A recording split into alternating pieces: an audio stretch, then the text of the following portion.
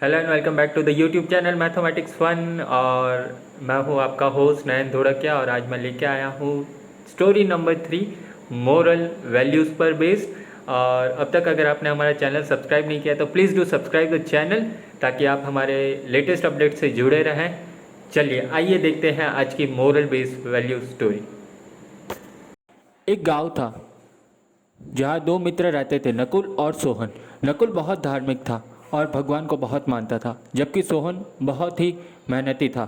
एक बार दोनों ने मिलकर 1 बीघा जमीन खरीदी, जिससे वह बहुत फसल उगाकर अपना घर बनाना चाहते थे। सोहन तो खेत में बहुत मेहनत करता, लेकिन नकुल कुछ काम नहीं करता, बल्कि मंदिर में जाकर भगवान से अच्छी फसल के लिए प्रार्थना करता था। इसी तरह समय बिताता था। कुछ समय बाद खेत की फसल पककर तैयार हो गई, जिसको दोनों ने बाजार में ले जाकर बेच दिया और उनको अच्छा पैसा मिला। घर आकर सोहन ने नकुल को कहा कि इस धन का ज़्यादा हिस्सा मुझे मिलेगा, क्योंकि मैंने खेत में ज़्यादा मेहनत की है। यह बात सुनकर नकुल बोला, नहीं, धन का तुमसे ज़्यादा हिस्सा मुझे मिलना चाहिए, क्योंकि मैंने भगवान से इसकी प्रार्थना की, तभी हमको अच्छी फसल हुई। भगवान के बिना कुछ संभव ही नहीं है।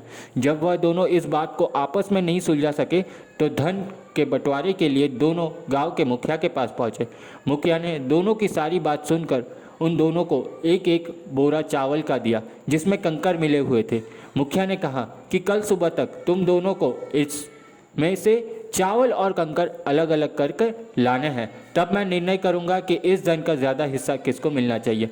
दोनों चावल की बोरी लेकर अपने घर चले गए। सोहन ने रात भर जागकर चावल और कंकर को अलग किया, लेकिन नकुल चावल की बोरी को लेकर मंदिर में गया और भगवान से चावल में से कंकर अलग करने की प्रार्थना की।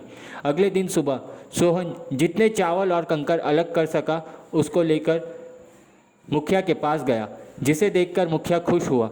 नकुल वैसी की वैसी बोरी को ले जाकर मुखिया के पास गया। मुखिया ने नकुल को कहा कि दिखाओ तुमने कितने चावल साफ किए हैं।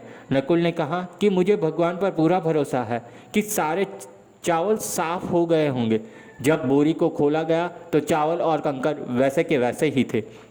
जमींदार ने नकुल को कहा कि भगवान भी तभी सहायता करते हैं जब तुम मेहनत करते हो। जमींदार ने धन का ज़्यादा हिस्सा सोहन को दिया। इसके बाद नकुल भी सोहन की तरह खेत में मेहनत करने लगा और अब की बार उसकी फसल पहले से भी अच्छी हुई।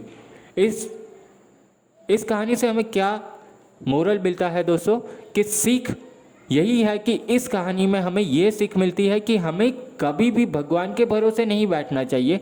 हमें सफलता प्राप्त करने के लिए मेहनत भी करनी चाहिए। ठीक है, भगवान से तो आप प्रार्थना करते ही हो, लेकिन भगवान के साथ प्रार्थना करने के साथ साथ आपको जो है मेहनत भी करनी ज़रूरी होती है। होप आपको आज की हमारी मोरल बेस्ड स्टोरी पसंद आए तो इसको प्लीज़ लाइक, शेयर और कमेंट ज़रूर कीजिएगा। और अब तक आपने हमारा चैनल सब्सक्राइब नहीं किया है तो प्लीज़ सब्सक्राइब आइकॉन पर एक बार क्लिक ज़रूर कर दीजिएगा। Thank you and have a nice day to all and God bless you all.